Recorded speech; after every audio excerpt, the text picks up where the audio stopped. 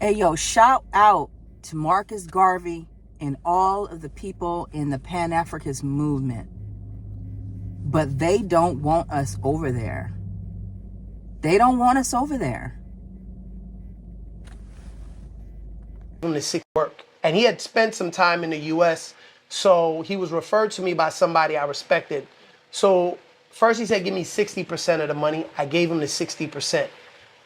After getting the 60% of the money, he kept delaying to come to the job and getting started. And I said, hey, bro, what's the problem? Like, why are you not coming? I'm on timelines. And he was like, well, you know, materials is short. You know, if I had the rest of the money, then, you know, I could get it done fast. And because he came through somebody I respected, I gave him 100% of the money, right? Thinking that he would go buy the materials and then the process would go much faster. Well, that's not what happened. You know that if you give contractors here the money, sometimes they'll take the money and run. Mm-hmm. And so he kept delaying. And then he finally got a job that should have took 2 to 3 weeks done. He got it done in like 9 weeks. So I was, you know, obviously aggravated with that. So I fired him. And my engineer at the time said, look, the materials are here on site. Let's give him another chance. So I said, you know, after, you know, rebuking that for about, you know, 6 times, I said, all right, but this time, since I paid him for 50% of the house, 100%, he got to do the other 50%. And once he's finished, then I'll pay him. And everybody agreed. So he did about 3 houses, and then he came, oh, I want the money for the new houses that he was doing. And I said, no, we had an agreement that you'll finish it, and that's when I pay you. Because last time when I gave you 100% of the money, you took forever. So because I wouldn't pay him, he went to the police and told the police chief that I threatened to blow his brains out. Okay. So the police kept calling me, and I said, listen, don't call me with this nonsense. Call my lawyer. And they kept telling me if I didn't come, they'll put a warrant out for my arrest. So I went. And my lawyer came and met with us there. And so they found out that it wasn't that I threatened him. He just wanted me to pay him, even though the job wasn't completed. Mm-hmm. And I told him, no, I'll pay him when the job is completed. So once the job was finally completed, we paid him as agreed, but we deducted the 7.5% withholding tax for contractors who are not employees of mine. Okay. Now, I've created almost 200 jobs. I employ almost 200 people out here. You're doing an amazing job down here. That's what I thought. So I thought that they would support me more than this guy. But I also hire contractors. So you have to deduct the withholding tax to pay to the government. So I guess in order to get the police to put pressure on me to pay him in advance, he went and promised the chief some money, right? And when we took the withholding tax, what we discovered was probably he called the chief and said, I can't give you no money because these guys took this money. So then the police chief started calling me incessantly and harassing me. Oh, why did you take the money? It's too much. After we explained, it's not us, it's the GRA withholding tax. And he just kept telling me it's too much. So I said, listen, if you're not understanding from me, let me call my accountant, or you call her and you talk to her. Oh, I don't have no airtime to talk to the accountant.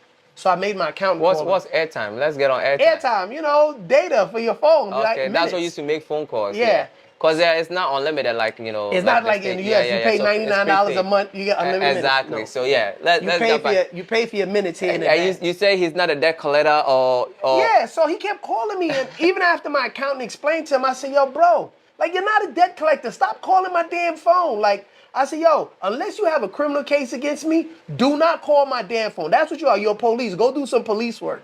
And he said, You want a criminal case? Yeah. So I said, have my ass. And I hung up, click. And bro, sure enough, now I started having some criminal cases.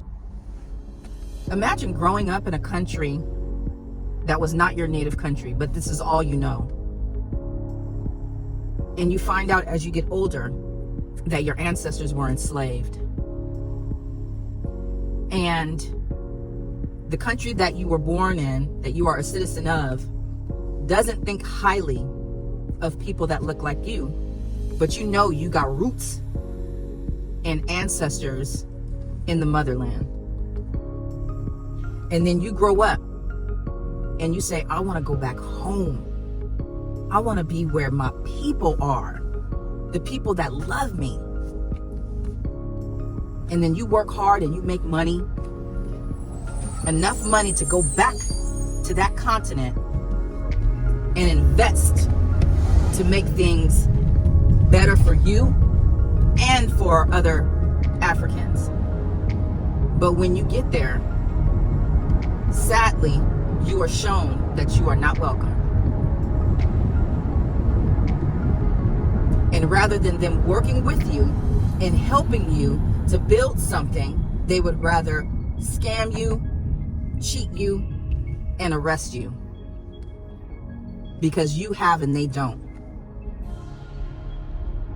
Too many stories of Black Americans going over to the continent, being murdered, being scammed, being jailed, property being taken away, all because they want to do something better. They want to get out of America. They want to go to the motherland. But going to the motherland in itself proves to be a difficult thing. Why is that? Are Africans in Africa and the ones here in the US,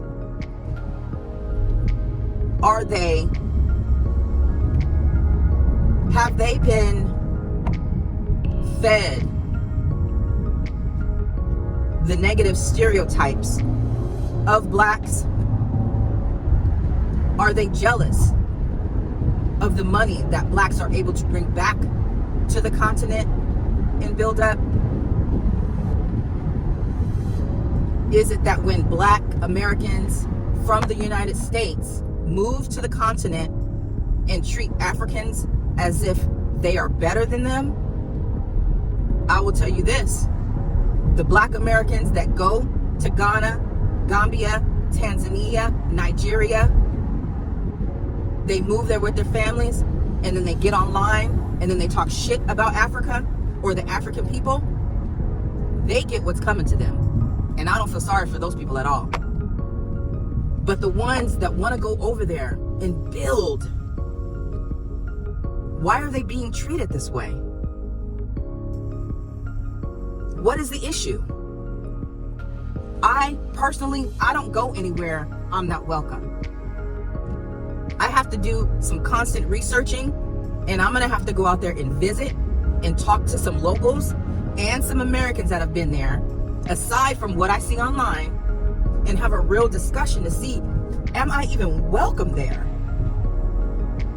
This brother has millions of dollars worth of property that he has invested in Africa, and they are trying to take it away. This brother has been thrown in jail, lied to by contractors, lied to by the police chief, lied on by the police chief in the public courts, on oath. All because of greed. This man has over 200 employees, Africans, that he is paying in Ghana for his beachfront property. His contractor did a horrible job the first time. His people begged him to continue working with him. He gave him another chance, but with stipulations. He put some boundaries up. He said, I will continue to work with him, but in the future, he will not be paid in full until he is done with the job. He will get half up front and half later. The man didn't like that, so do you know what the contractor did? He went to the police and lied and said that the man threatened his life, and also he would not pay him for the job he's done. He made a deal with the police chief that once he gets the money from the developer, this Black guy, he will break off the police chief. So now the police chief is harassing him, throwing him in jail because he wants him to pay that guy so that that guy can pay him. Corruption. I'm not saying we don't have corruption in the United States, but to get corruption from people that look just like you, it hurts differently. It feels different. That's betrayal. But when are we as Blacks gonna have to wake up and see that they don't owe us anything, and that they look at us the way everybody else does, that we ain't shit? And when we get over there to their country, they want our money, but they don't want us that comes with the money. So rather than working with us, not scamming us, not overcharging, and then have us come back to buy more or to employ more or to put you on more jobs, they'd rather take everything they can right then and there because they don't know when they're going to get it again. That, my dear, is a true crabs in a barrel mindset. And I personally don't have time for it. If that's what the diaspora is about, if that's what the continent is about, I'm not going. I'm not taking my son over there. I spent 20 years in the military, traveled all over the world. I knew better than to go into another person's country and to disrespect the native people. I had respect. When I went to Jordan, I didn't wear cutoffs. I kept my tattoos covered. When I went to Germany, I didn't talk to them crazy like they talked to me. When I went to Korea, I was respectful. I didn't think I was better than anybody else. But why do we all have to suffer because of a couple of few ignorant African Americans, black folk that go over there that want to act a fool?